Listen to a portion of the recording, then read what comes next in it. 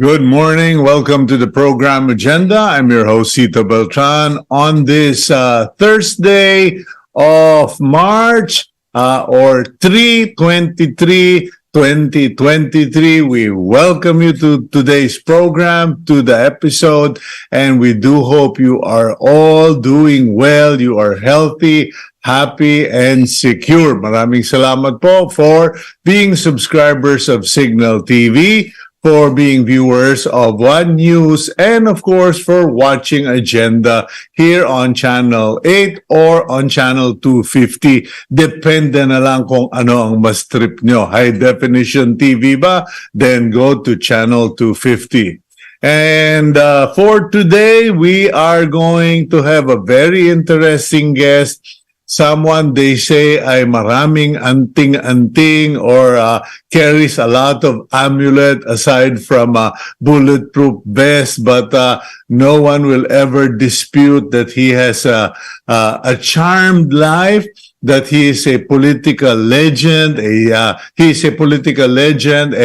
savvy businessman, etc. At times he is controversial, at times he is puzzling, but he is never boring. Pero I will save his introduction for later. Before anything else, let me say hello to our friends in Bacolod, Iloilo, to our friends in the Victory or Every Nation Church, and of course to our viewers also in Central Luzon.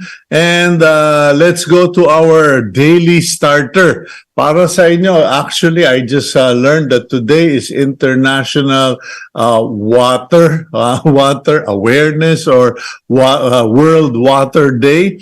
Yesterday pala, and it has to do with water.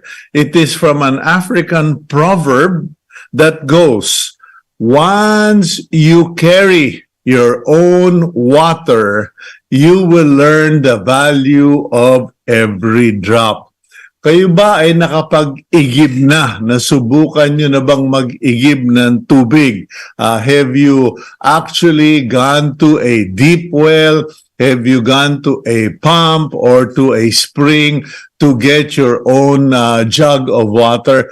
I have many times over in my life. I have stayed in different places where water does not come out of the faucet, and in some instances, even if it comes out of the faucet, malayo yung gripo. So you still have to carry the jug somewhere, and you are very careful because you know that every drop counts, and your energy is going to be wasted if you waste the water. That African proverb is not just about water, it is about all the resources that we have in life. If you work very hard for your money, if you are an employee or if you are a vendor or a business person and you work so hard for your money, chances are you are really careful about spending every centavo. So a word to the young people: if your parents sound like naggers, or if your parents constantly remind you about not wasting food or not wasting water, then remember that African proverb, and better yet, subukan nyo lang. Just try it. Go get a bucket of water and walk 10 feet, 20 feet or something, and see how difficult it is. And even more better, if you walk 50 meters, then you will get the point to the proverb. Okay, let's now go to the front page of the Philippine Star. 3/23/2023, the headline of the Philippine Star goes, House suspends Teves for 60 days. Okay? Just hours after President Marcos reiterated his call on Teves to return home, the House or Congress voted unanimously 292-0 to impose a 60-day suspension on the congressman for disorderly conduct. Okay, so yan po yung decision ng Kongreso. It was based on the recommendation of the House Committee on Ethics and Privileges chaired by Co-op NATCO Party List Representative Felimon S. Pares. Okay, so yun. Okay, but you will see in that photo at the center of the Philippine Star, 5 suspects in the murder of Negros Oriental Governor Roel Degamo, escorted by the National Bureau of Investigation agents upon arrival at the NBI headquarters in Manila yesterday. In a video posted on Facebook on Tuesday, Congressman Arnulfo Teves Jr. cited threats to his safety as reason for defying a House ultimatum. Okay, now let's go to the top of the front page. Oil spill hit, LGUs to sue sunken tanker owners. Okay, sabi po ng mga iba't ibang mayor, local officials, and towns affected by the oil spill, that they will file only one case. It will be a joint suit against the sunken tanker owners para simple na lang ang cases. Meanwhile, below that story, we have a picture of President Ferdinand Bongbong Marcos trooping the line where he led the Philippine Army's 126th anniversary celebration at Fort Bonifacio in Taguig yesterday. Congratulations to the Philippine Army, and we thank you for your services, ladies and gentlemen. Meanwhile, President Marcos says that local government units understand importance of EDCA sites, reiterating that there will be 4 locations, 2 in northern Luzon, in Palawan, and 1 further down south, and that the local government officials have been briefed. They understand the situation and they are all cooperating. So mahalaga po yan. Meanwhile, Senator Risa Ontiveros, on the other hand, is calling for President Bongbong Marcos to blacklist, okay, sugar importers who may be defying or illegally importing sweeteners. Okay, so if President Marcos is serious about ensuring ample supply of affordable sugar, he should order the immediate seizure of the illegally imported sweeteners and blacklist herring importers. Sabi ni Senator Risa Ontiveros. Okay. And then Senator Robin Padilla pushes joint Congress hearings on Chacha. The Senate Committee on Constitutional Amendments needs to directly consult charter change proponents in the House of Representatives to help it come up with a report on proposals to amend the Constitution. Senator Robin Padilla said yesterday, insisting on a joint hearing of Congress. Okay, so ayan po, kumbaga mag-face-to-face na sila para magkaintindihan, because the longer it gets, it seems mas lumalabo po ang usapan, because in the beginning, they were only talking about economic changes or economic provisions in the Constitution will be changed. However, now some people are already using the word political political issues or concerns. So yan po. In any case, COC filing for Barangay Sangguniang Kabataan reset. The Commission on Elections, COMELEC, has moved the filing of certificates of candidacy or COCs for the barangay and the Sangguniang Kabataan election or BKSE from July to late August to September amid calls from lawmakers to delay it. Ayan po, medyo abangan. Watch this one because there is a possibility that not only the filing of COC will be reset, baka mamaya nyo kamo, ayan, pati na naman yung election na yan, might once again be postponed. So, kumbaga, forever na ang mga barangay chairman at SK pag nagkataon. Okay, meantime, okay, for those of you who are followers of Islam, Ramadan starts today, and we hope that everyone is mindful of this, respectful of our brothers who are observing Ramadan.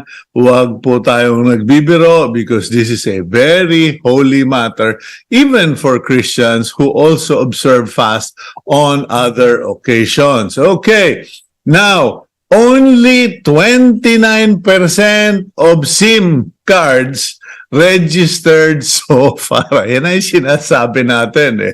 The Department of Information and Communication Technology will continue coordinating with local government units, LGUs nationwide to boost the subscriber identity module or SIM card registration, which as of March 21 has only 49.20 million subscribers registered out of the total 169 million.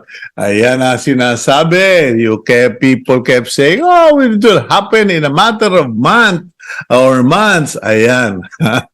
29% only registered so far. Anyway, the last photo for today's front page, we have the launch of the Information and Communication platform, okay, of Philippine Star. The photo here, you have Information and Communication Technology Secretary Ivan Jan Uy was the guest of honor at the launching of Multiverse Philippines, the Philippine Star Media Group's news and content site dedicated to blockchain, gaming, fintech, and cryptocurrency, AI, cybersecurity, and the Web 3.0 space. Yan po. Okay, so that's all we have for the front page of the Philippine Star.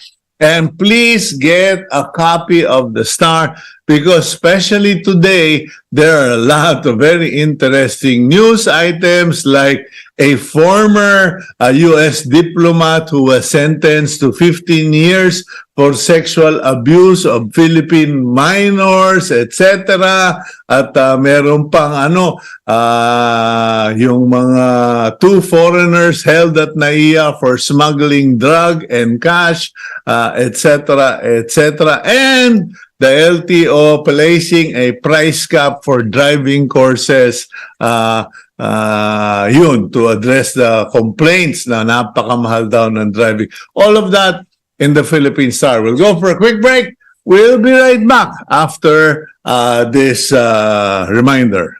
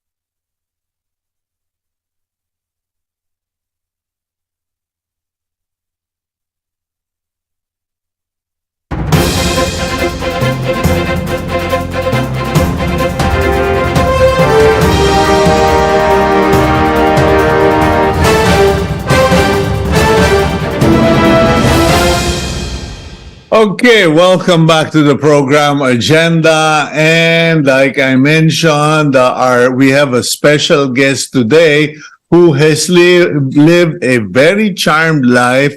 He is what we call a living legend. And sometimes I'm sure he says to himself, I am lucky to be alive.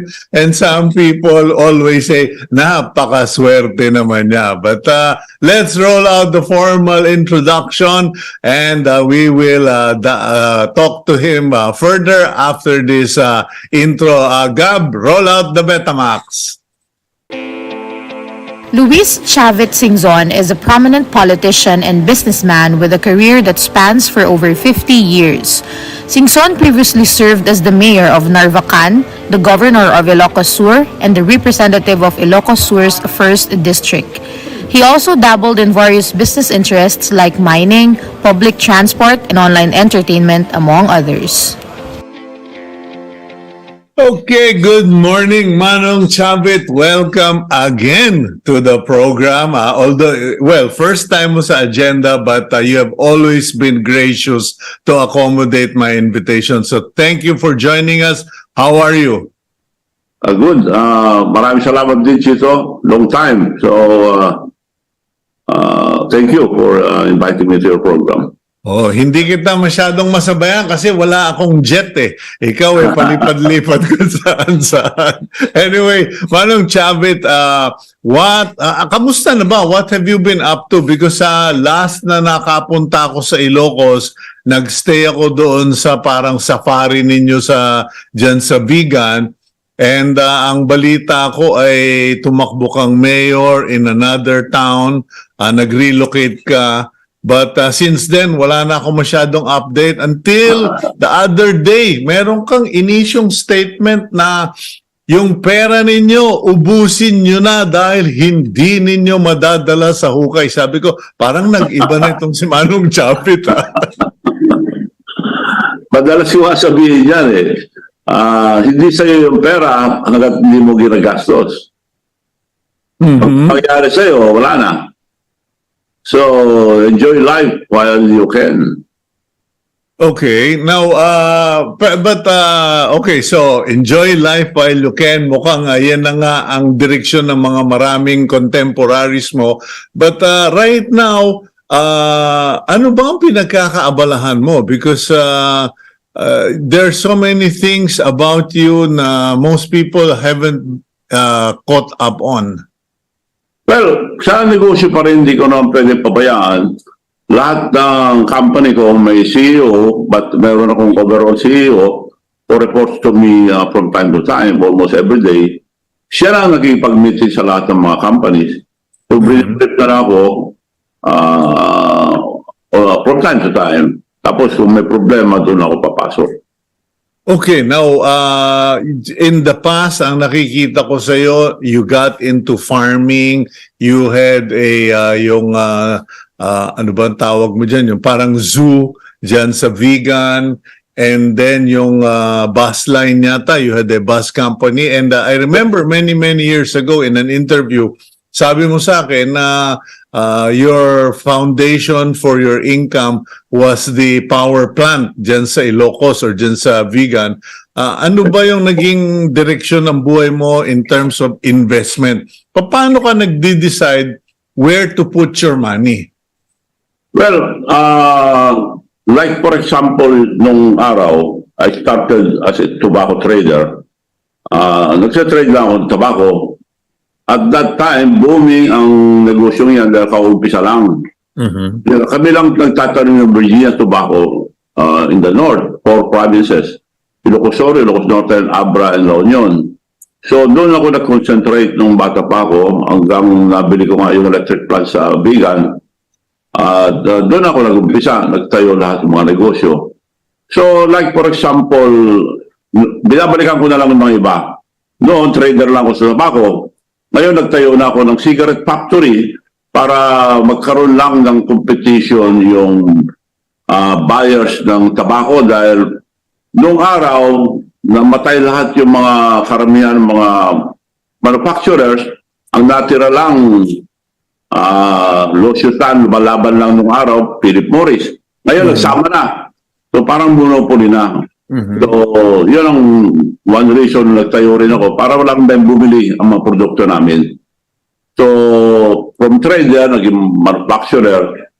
At the same thing, yung mga iba, power plant, noon, ngayon, power supplier na dahil nagtatayo na ako ng mga solar power, yung mga renewable. Renewable power. Hydro. So, ganun. Parang nag-improve. Okay. And then, from that, ano pa yung mga bagong businesses mo? Totoo ba na yung bus company, meron ka? Meron. Malaki na yun. So, magandang doon. Yun ang lumaki na unang mga negosyo ko, yung mga bus company, construction. So, now, yung transportation, mayroon akong airline, charter lang. Hindi ko inumpisa yung airline. Luckily, dahil before the pandemic, we are about to start. Mabuti hindi ko nabili yung mga ibang aeroplano. So, ang laking lugi. Sana. So, hindi naman nalugi yung pandemic dahil charter lang ako. Okay. Paano mo nadidesisyonan na Manong Chavit, what business to go into? Meron bang mga nag-aaral para sa'yo or do you follow yung hilig mo? Kasi may nagsabi sa akin, and huwag kang magagalit, pero may nagsabi sa akin na si Chavit naman yung mga negosyo niya, kikita ba yan? Nagtayo siya ng hotel, ng parang zoo, pagkatapos, yung bang parang sabi nila, sinusunod lang yata niya yung gusto niya eh. No, hindi. Pag may bagong negosyo, proposal, always hiningi ko proposal, pinapasa ko sa team. I have a team. Silang hihimay doon, bababa ko sa mga CEO, then iakyat nila, magdidesisyon na lang ako, pipili ako kung anong magandang desisyon. I always consult my CEO. Mga CEO ko kasi mayroon overall CEO who meet with them regularly. Ang the same thing ako, isa lang kausap ko yung overall CEO. So, hinihimay din nila lahat yung mga bago proposal o papasukan ko. Like yung Miss Universe, binitin ko sila, ang suggestion, nung inakyat sa akin, maaaring kumita, maaaring malugi. Hindi maaaring malugi, basta konti lang. Ako, dahil maganda para sa ating country, for tourism and everything. So, yun ang nagdesisyon ako, kunin na natin ako. So, although malugi $1-2 million, mababawi rin through tourism. Like what I've done in Ilocos. Yeah. Yung for 25 years, libre lahat. No entrance, animals you are free. Yung gallery ko na collection ko ng mga hayop, naiuwi ko lahat. Mga malalaki, elepante, rhino, hippo, naiuwi ko lahat. So, that's another attraction just to help our tourism industry. And gumanda naman, walang turista na hindi pupunta ron. For 25 years ka ako, dahil last November, we started, nagkaroon na ng 50 pesos lang minimal yung entrance para sa mga empleyado. So, para sa mga retirement nila at lahat, yun lang, very minimal because I'm spending parang lugi na rin dahil to maintain a zoo, malaki. Yes. 2 million pesos monthly dahil yung kakain nila 100 kilos a day, yun lang magastos. Pero dinadagsa kayo ng mga tao from as far as Metro Manila and Calabarzon. Oh, international, yung mga tourists, mga foreigners din. So, nakatulong sa tourism namin. Okay, now, yung sa sinasabi mo yung sa Miss Universe, may nagtatanong dito, totoo ba na in-offer sa'yo yung franchise ng Miss Universe para bilhin mo na? Parang ikaw na yung may-ari ng franchise and does it make business sense for you? Mga kaibigan ko na sila mula nung nagawa ko nito. So, hindi ko bibili dahil binibigay naman sa akin anywhere. Pwede kong gawin sa China, Korea, or anywhere, sa US. Pero hindi ko tinanggap dahil nga hindi ko na masikaso. Masyadong, ano yun eh, time consuming para sa akin.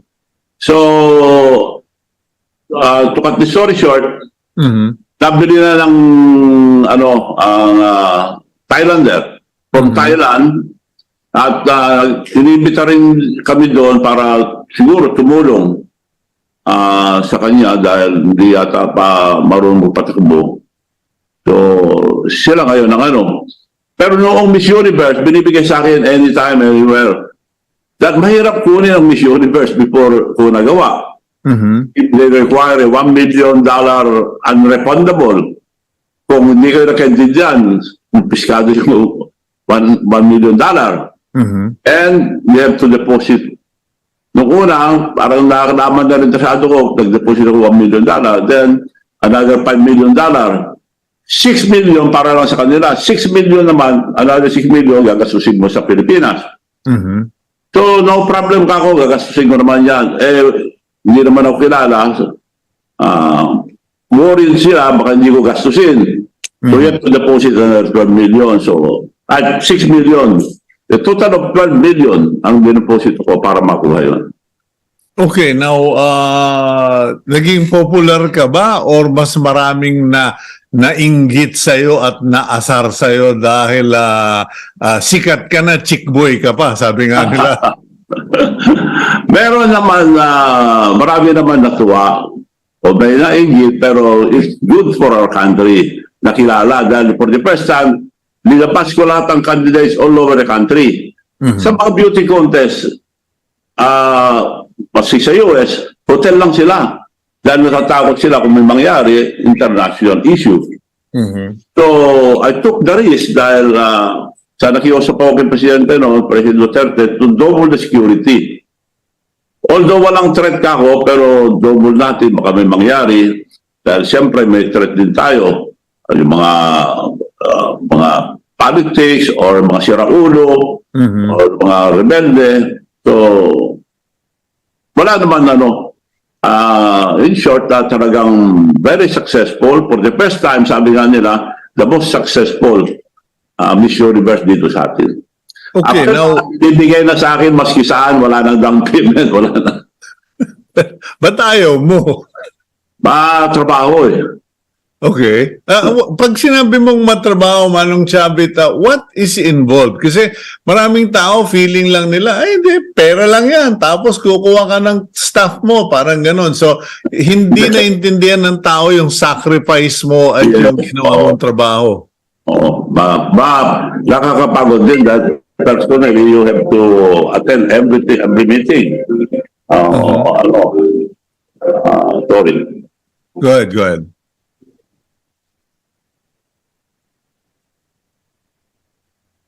Okay.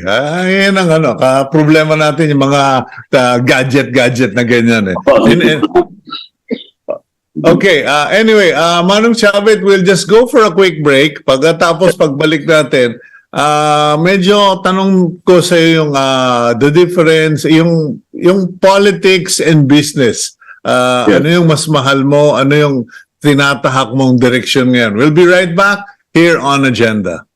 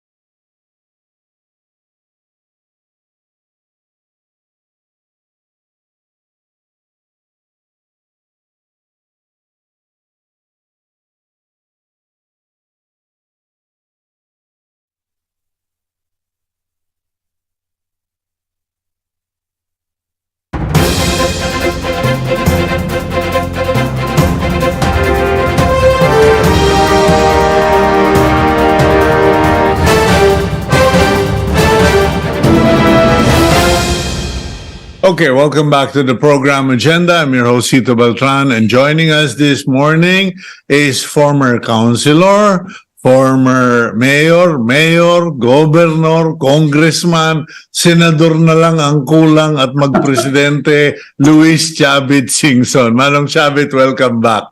Thank you, thank you. Okay, anong nagiging guidance mo for seeking public office? Kasi nag-umpisa ka, member ka ng City Council in 1963 hanggang sa umabot ka na, I think your highest post is congressman.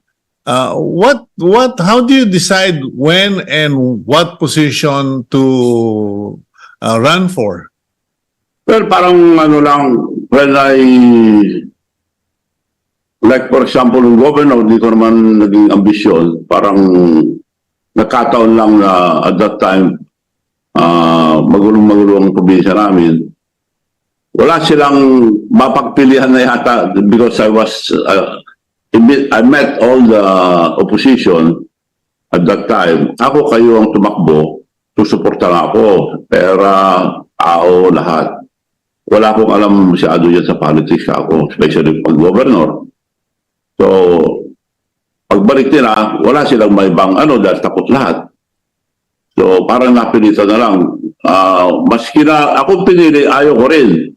Napilitan na lang ako nung pinatay yung leader na umudyok sa akin na tumakbo. So, parang nakompromiso na ako, tumakbo ako ng governor. Parang, in short, di ko pinano, di ko inambisyon. Napilitan na ako. So, that's how it started, governor, congressman.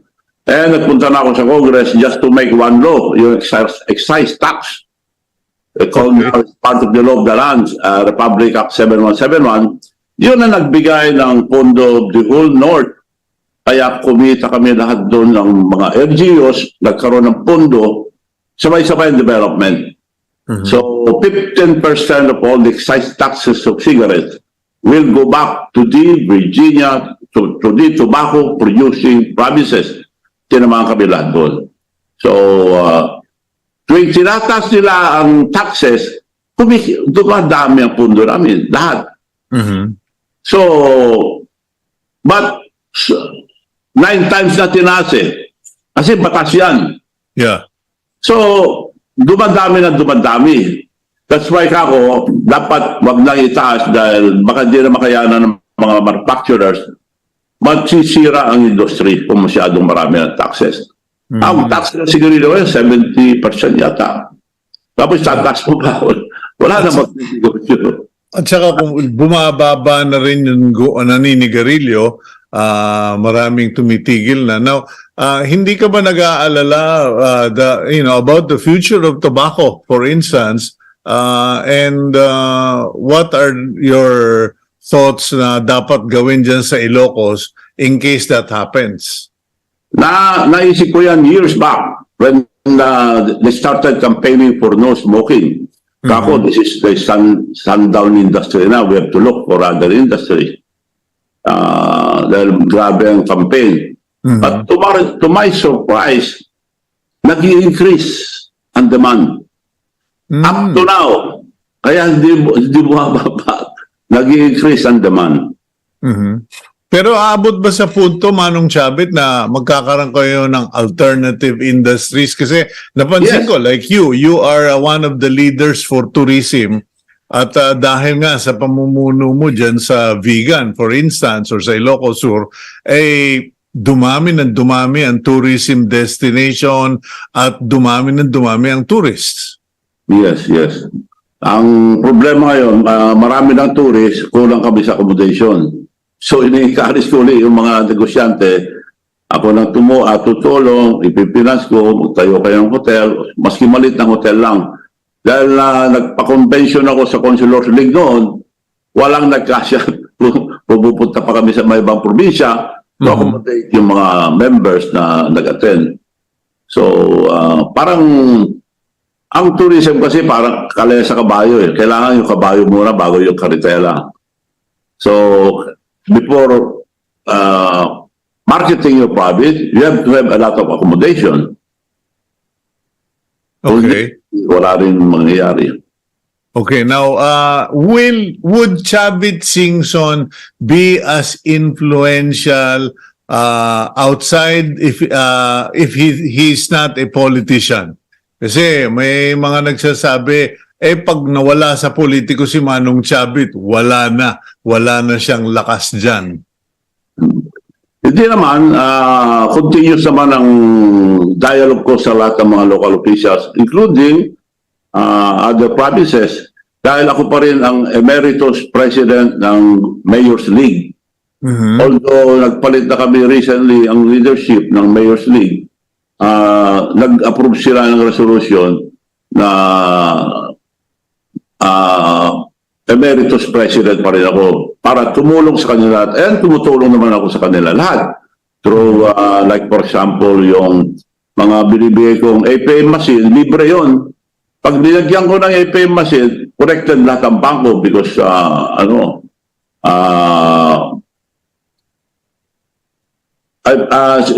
inaano ko ngayon, dalawa.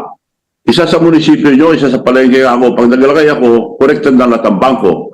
Doon sila magbayad ngayon ng national, local, at magpadala ng pera, lahat-lahat kompleto.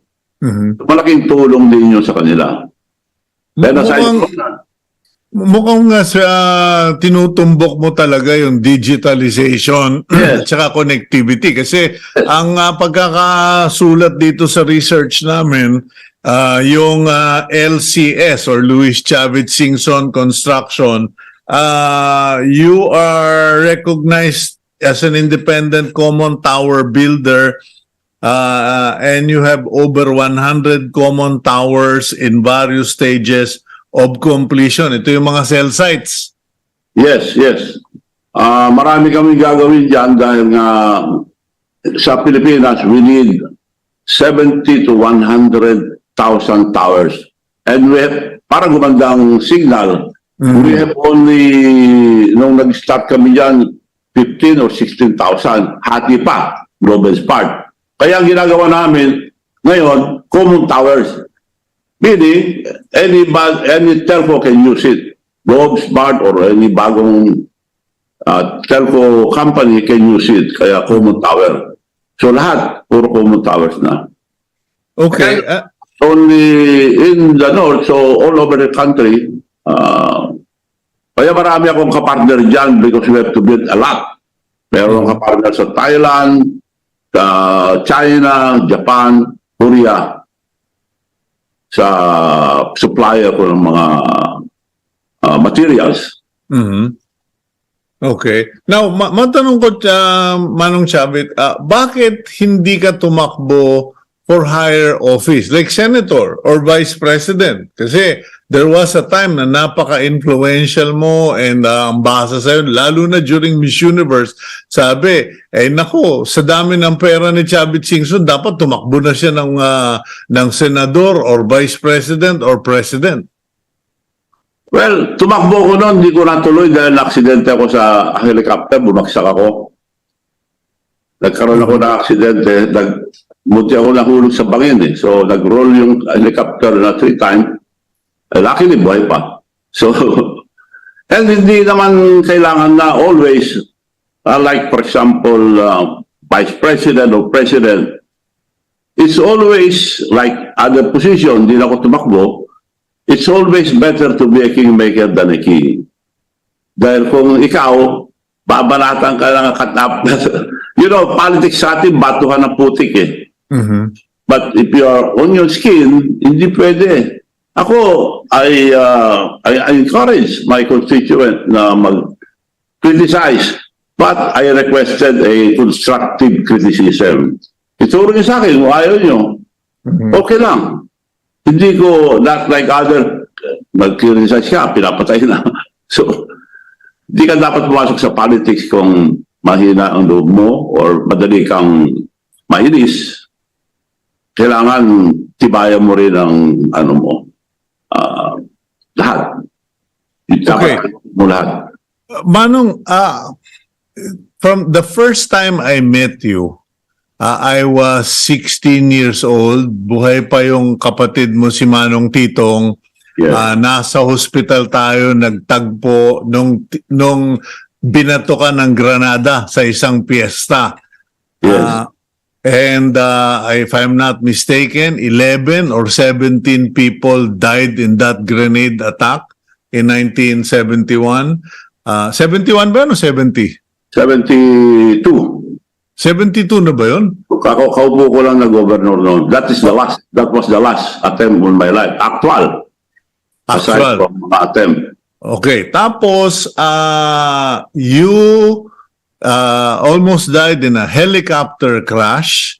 You had 2 heart attacks and was supposed to be dead in the emergency room. Supposed to be, but nag-flatline. Oo.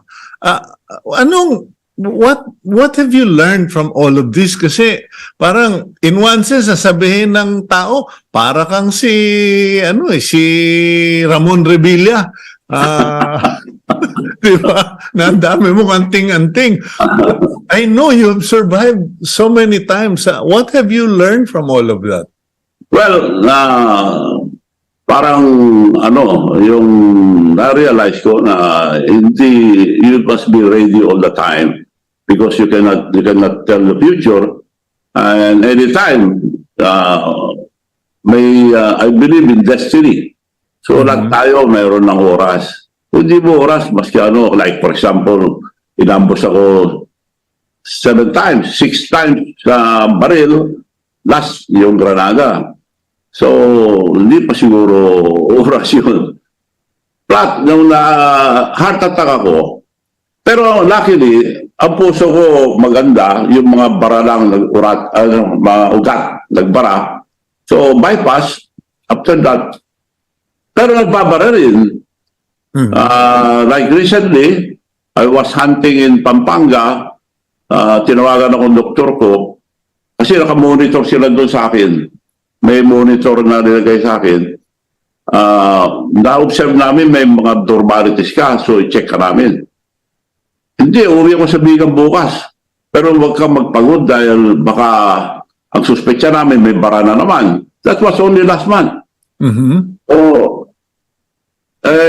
Ipuspon mo dahil pupunta ko sa Bigan, may kompromiso ko sa Bigan.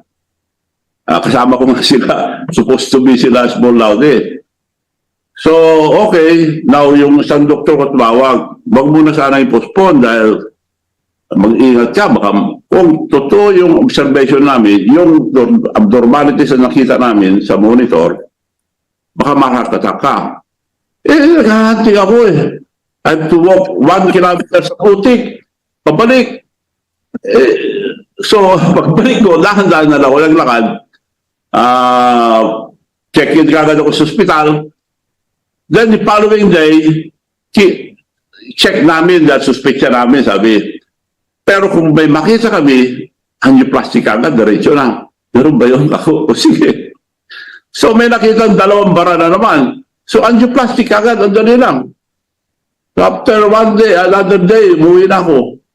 Yung, brand new ka na naman. Sabi sa akin, okay, thank you. So, lahat yan, natin sa ating Panginoon. So, you never can tell kung kailan ka. So, ako pag-isip ko, I always thank the Lord. Thank you, Lord, for giving another day. Kailangan, hindi yung mag-ano ka ng ano. So, every day, nagdadasal na ako, thank you, Lord, for giving another day. Lakad na naman. Is the Chavit Singson of 2023 version ibang-iba na ba sa Chavit Singson of 2000 or of 1972? Anong pinagkaiba ng Chavit Singson ngayon? Wala naman, pareha lang, hindi naman ako nagbabago. Yun lang, kailangan ang pagbabago, yung life is so short. You have to enjoy it. While you can. Okay, I've known you personally, close quarters, and you're a generous person. For an Ilocano, you are a very generous person, sabi nga nila.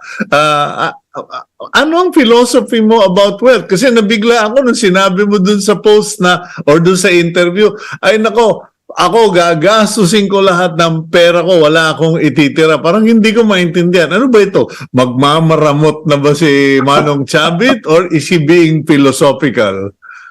Ano, yun nga sabi ko, hindi sa yung pera hanggat di mo ginagastos. And speaking of generosity, next month or first week of May, darating yung idudonate kong fighter jets dito sa Pilipinas. No cost to the government. At nadali lang dahil kapipirma lang ng armed forces yung Air Force pala, yung request. Because I did the request for the importation of those fighter jets. Binili ko sa US military. So tapos na lahat. Nasa Congress na sa US, once approved, wala namang problema doon, isi-ship na nila rito. So, nandali lang sa mga paperwork. At sinabi ko na yan nung araw pa kay President Duterte. So, only recently napirmahan ng Armed Forces, head of the Armed Forces, ang request. Pinasa na sa JUSMAG, pinasa na sa Congress, so pabalik na rito. So once approved, I'll be donating 2 fighter jets. Now, hindi yung donation ko ang maganda ron.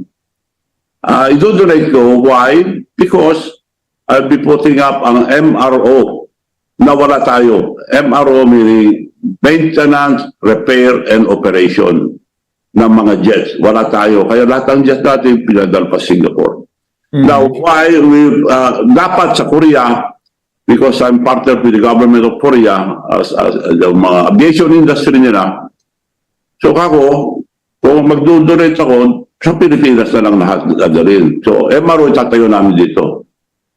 To service the Asian countries, not only the Philippines, to service the Asian countries and Eastern Europe. Aba, big time na business na naman yan. Big time na business yan. Hindi yan. Malaki yun, malaking industry yan dahil malaking tulong sa ating ekonomiya and yung employment and yung technology na naman bagong darating dito. Saan mo ibe-base siyang maintenance, repair, operations na yan? Manila, Subic, Clark, baka maglagay rin ako sa biga dahil marami yan eh. Marami na ako nakausap na countries na willing sila dito mag-training. Dahil interesado lahat sila yung idodonate ko na S3 Viking or tawag nila diyan sa US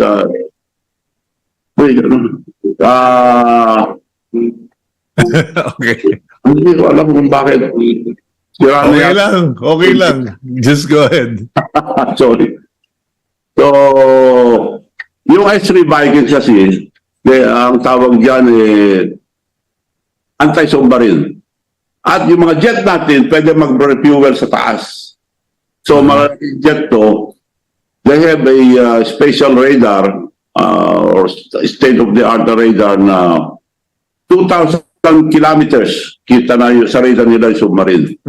Lapit ng 200 kilometers, pakakawala yung guided missile, exact target. Okay, So, medyo malayo yata yan sa linya mo, kung sasabihin, di ba? Ikaw ay politics, tobacco, agriculture and animals and tourism. Anong nangyari? Kasi knowing you, sorry Manong, pero parang di ba dati maalat ka sa eroplano, bumili ka ng bagong-bagong private jet, tumusok sa putik, namatay pa yung kaibigan natin piloto, tapos helicopter, gumulong ka. Parang, ano nangyari at biglang luminya ka sa mga fighter jet at MRO? Dahil nung mga aksidente yan, I decided to have my own maintenance. So, doon nag-umpisa lahat. Doon na nakipag-partner sa akin yung mga Korean aviation industry and another one from the US. So, tatlo kami. Since malaking kita, sabi, idudonate ko muna. Kita ako. So we decided to, yeah, but it will be you who will donate. Sabi sa akin, yes, okay. So we do donate yung 2 fighter jets. Mababawi naman dahil marami nang nag-signify na other countries to come here. Mhm. Like one, nakausap ko personally, yung Slovakian country, nagmamadali sila. Kailan nyo gustong magpa-service?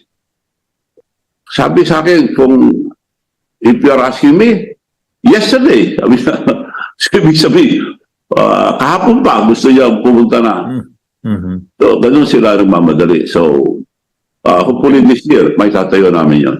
Okay, so aside from this surprise announcement na parang hindi pa yata lumalabas sa dyaryo yan, ay Bukas na sa dyaryo noon, hindi lang napansin siguro. hindi lang napansin. Okay, so ano pa yung pagkakaabalahan mo and what would you like to share with our audience? Well, sa LGUs or government, yung ginagawa namin sa Ilocos, na pwede kong gawin sa ibang bayan, probinsya, yung digitalization. Ang first na digitalized, fully digitalized na bayan, yung Narvacan na nag-mayor ako noon. Pero umalis na kagad ako, naayos ko na, bagong palengke, tinatayo ng munisipyo, digitalized na. Nagbigay kami ng card, free, multi-purpose card, with bank account, and credit card as a debit card. Hindi na sila pupunta sa bangko. Powered by Union Bank. So kami na nagkipag-usap sa mga bangko. So bibigyan na lang credit card na with bank account. Ang laking bagay yun kung ma-realize yung tao kasi digitalization hindi pa sanay yung mga tao. Pero other countries, hindi na sila tumatanggap ng pera. Puro card na lang. Correct. Wala na. Cashless society na. Yeah. So yun ngayon ang pinagkakabalaan kong isa. Tulong din sa mga LGUs. Mhm. Ay sa sports naman, ano bang mga balakin mo? Kasi ito, nagtatanong yung aming news desk ano ba raw reaction mo na may plano pa yata lumaban yung best friend nating si Senator Manny Pacquiao?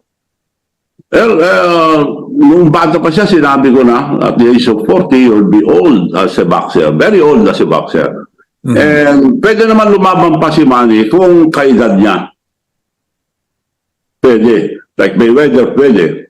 Like, kung mga kaedad lang niya, basta kaedad niya, kaya niya. Well, kako nga, ang reflexes niya, nagbago na Nung araw, mailagan niya lahat. Ngayon naantay na yung suntok. So, yun ang pagbabago. So, kako, pare, aside from lalabang ka, pwede kang bumalik na senator ako dahil kaibigan na kami, inimbita ako ng birthday niya, nagpunta rin ako sa birthday niya. Kaya ako, pare, bumalik ka na lang as senator para makatulong dahil gusto niya tumulong talaga sa mga tao. Okay. Last question ko na, Manong, and siguro mabuti na banggit mo na magkaibigan na kayo ulit ni Senator Manny Pacquiao. I've also seen you attend the wake of the mother of President Joseph Estrada. Nandun ako nung nagkamayan kayo at nagbati kayo doon sa San Juan, sa Kapilya. Sa pinaglabanan, how is it? No? Parang matapang kang tao, pero nagagawa mo ring makipag-areglo. Ano yung nagiging philosophy mo regarding mending friendships? Well, ayun nga, I believe in destiny. Kung oras mo, oras mo. Sa lahat, like for example, paring Erap, nagpunta ako dahil hindi naman ako guilty. Kung hindi ako hinarang noon, hindi ako alis sa kanya. Ilocanos, the Filipino, very loyal friends, pero kung papapatay ka sa tao, doon lang magkaiba na. So, maraming nangyari. Yung mga kasama niya siguro nagharang na gano'n. So, doon na. The rest is history. Mm-hmm. So, you always make an effort to mend fences? Yes.